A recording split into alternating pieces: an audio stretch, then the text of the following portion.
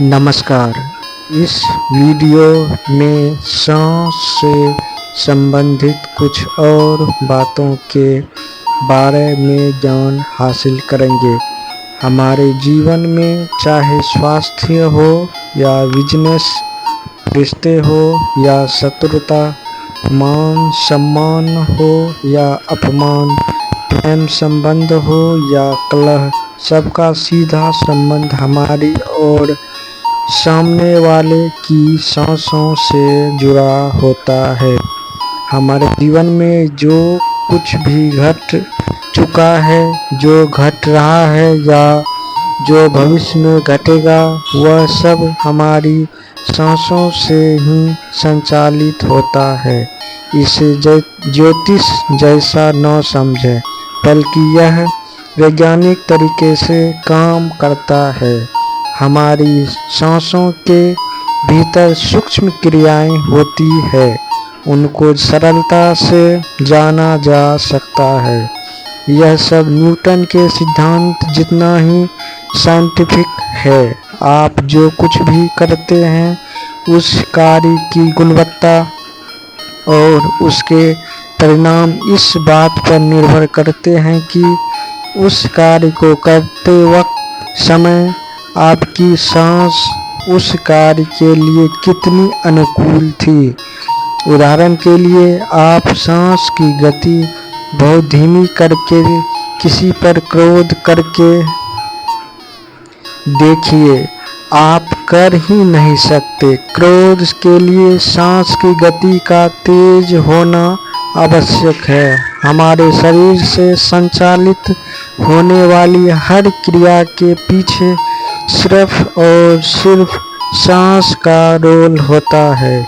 अगर हम सांसों के रहस्य को जान लें और उसका अभ्यास कर लें, तो हम अपने हर कार्य की गुणवत्ता को बेहतर बना सकते हैं। यह अति प्राचीन ऋषि मुनियों के ज्ञान और अनुभव से निकली विद्या है।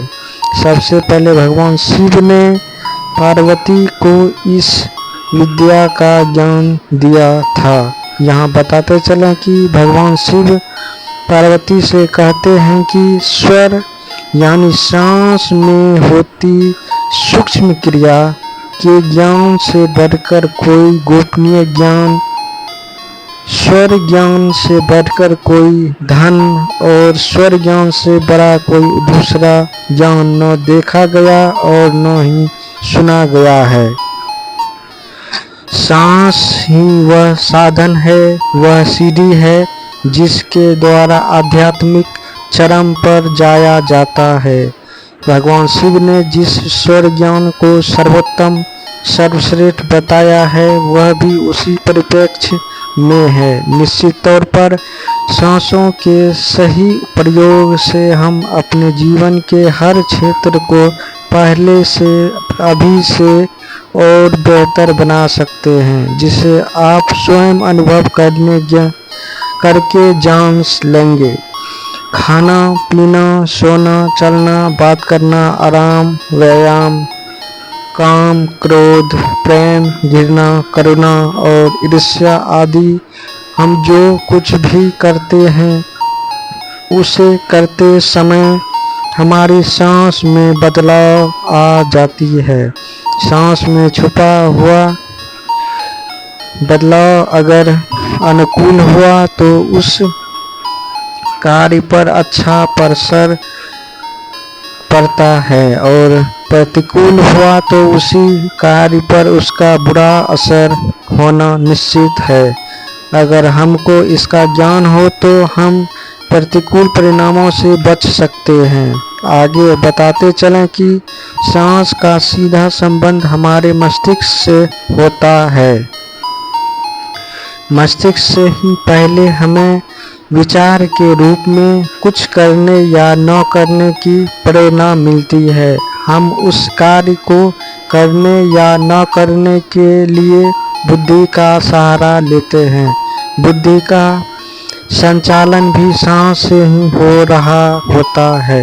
बस पल भर में एक विचार आता है, बुद्धि कहती है कर इसे, और हम अपने हाथ, पैर, मुंह, आँख, नाक और कान